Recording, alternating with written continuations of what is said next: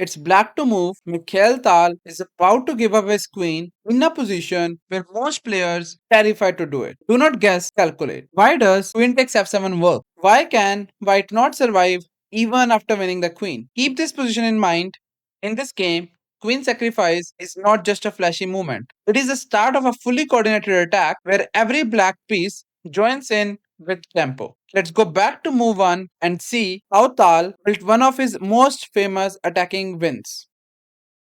Hello everyone, welcome back to Queen Sacrifice Legends episode 9. I'm Aniket, an Arena International Master. In this series, we break down real games where the Queen Sacrifice is not a random brilliance. It comes from the demands of position. Today's game is Albero versus Mikhail Tal, played at the European Team Championship in 1961. This game is often remembered as Tal's Clockwork Queen Sacrifice. Albero was a strong Spanish master, two-time Spanish champion, and an international master. Mikhail Tal was the eighth world champion and one of the greatest attacking players in the chess history. What makes this game special is that the Queen Sacrifice is not just a quick mating trick. Tal gives up a queen to avoid perpetual, but in return gets something even more important: active pieces, an exposed king, and an attack that never stops. This is why this game is still remembered. Alright, let's start. The game started with c4, Tal replied with e5, the most aggressive way to play against English opening. White continued with knight c3, d6, and that is also known as reversed Sicilian. g3,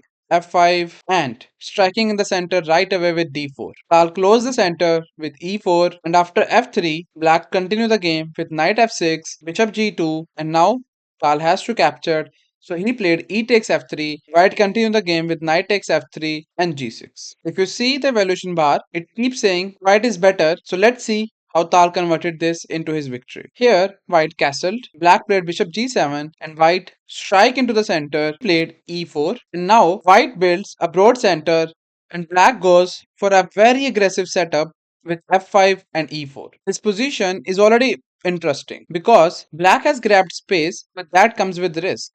When you push these many pawns early, your development can lag behind, and if the center opens at the wrong moment, your king can get dragged into the fight before your pieces are ready. And here, Tal replied with f takes e4, and obviously, this knight cannot capture on e4 because this knight is protecting it. So white continued the game with knight g5, simply attacking on e4 and saying I'm coming for my pawn back and I'm gonna win the pawn. Tal ignored and played castle because there's no good way to defend the pawn. White continued the game with knight takes e4, and here Tal traded the pieces and takes on e4, and after rook takes f8 check, queen takes f8, and here knight takes e4. White has managed to simplify and win good central control. On the surface, White looks very comfortable, but this is where Tal starts showing his class. He continues with knight c6, simply developing the pieces, and White is also doing the same and played bishop e3, and black played bishop f5, and here white played the best move in this position, which is queen d2. And this position is completely new. We have never had any game in the database which had this position. And even in 1961, Albero played a move queen d2, which is still the best move possible in this position. Now you can guess the strength of Albero, and Tal continued the game with rook e8. So this position may look normal, but the important thing is black pieces are suddenly much more active than they seemed a few moves ago. The bishop on f5 is active, the rook on e8 is active, the knight can jump to e5, obviously not right away, and white still has to prove that king is really safe. This is the imbalance Tal is playing for. Now, the point is simple but very powerful. Black is not trying to win the material immediately. He's increasing the pressure on the e file and preparing tactical ideas against White's centralized pieces. White continued the game with knight g5. The move is aggressive, but it also walks into Tal's idea. So pause your video here and find the best move for black.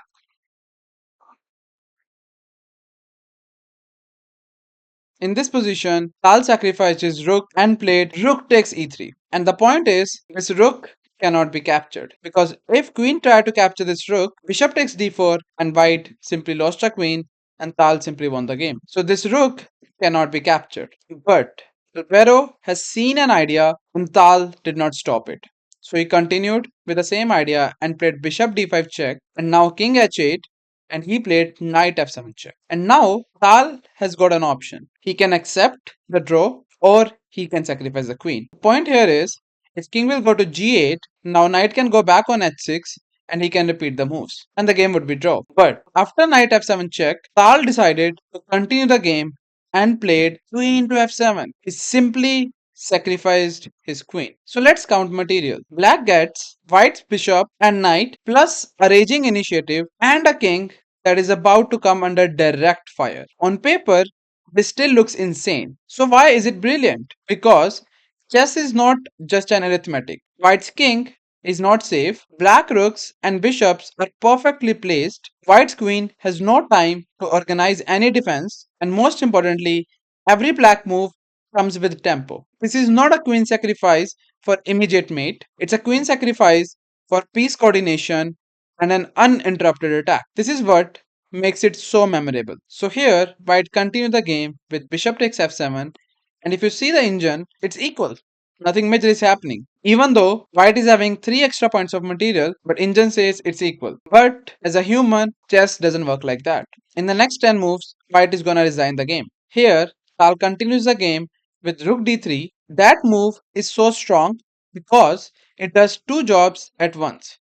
First, it activates the rook with tempo. Second, it threatens ideas like b takes d4 check and rook lifts into the attack. White continue the game with queen e2, which is considered the best practical square for the queen because it tries to take away the e4 square from black's bishop and cover key checks. But Tal keeps going. Tal continues the game with bishop takes d4 check, and after king g2, he played knight e5. Look at the pieces now. The rook on d3 is deep in white's position. The bishop on d4 is dominating key diagonals. Other bishop is ready to join with checks, and the knight is sitting on e5 and attacking on f7 at the same time. And white's queen is still defensive, not active. This is excellent attacking technique. When your opponent's king is unsafe, you don't relax, you increase the pressure. And here, white cannot defend his bishop on f7. If we try to play bishop d5, which defends the bishop, it's not great because of c6. And this bishop is trapped. There is no way to save this bishop. He can try rook to d1, but that is not sufficient because of c takes d5. And after rook takes d3, there is a bishop takes d3, and we'll get this position where black is the one who is having three minor pieces in the center of the board, and black will be slowly and surely winning some of the white's pawn and try to make his own queen and win the game. Obviously, white can clearly see that, and white did not even try to save the bishop, and he played rook to d1 right away, which is the best defensive idea in this position. And obviously, Tal cannot trade the pieces. It looks like we can take the rook and then we can take the bishop, and it's winning. But unfortunately, it's not. The idea is, if rook takes d1, then queen takes d1, and your bishop is hanging and you have to save the bishop. And yes, black can try to complicate the game and play bishop e4 check. And after king f1, yeah, he can give a check on bishop d3 now, but king e1, and that's it. Now, knight cannot take on f7 because bishop on d3 would hang. So that's the obvious reason which Tal can see. And Tal did not take on d1 and played a brilliant idea, which is rook e3. It's not just rook activity, it keeps the pressure on the king, protects the bishop attacking role, and prepares a clean practical finish. The attack is being played like clockwork now. One piece moves, another joins, and white never gets time to breathe. After rook e3, the queen is in danger. There is only one move which can help white to keep in the game, and the move was queen to d2. That line still leaves black with strong play. The point of queen to e2 is after bishop e4, there's a king h3, and that's it. Nothing major is happening. Bishop is being attacked on d4, and that is why black is having no time to capture on f7, and nothing major is happening. The game is most probably gonna end as a draw. But instead, white did not go to queen d2 and played queen f1, which is simply a blunder. This is a very useful lesson. In attacking positions, one inaccurate defensive move is often enough. Against a player like Tal, one slip is all he needs. So this is the last pause moment of the game. Pause the video for the final time and find the best move for black after queen f1.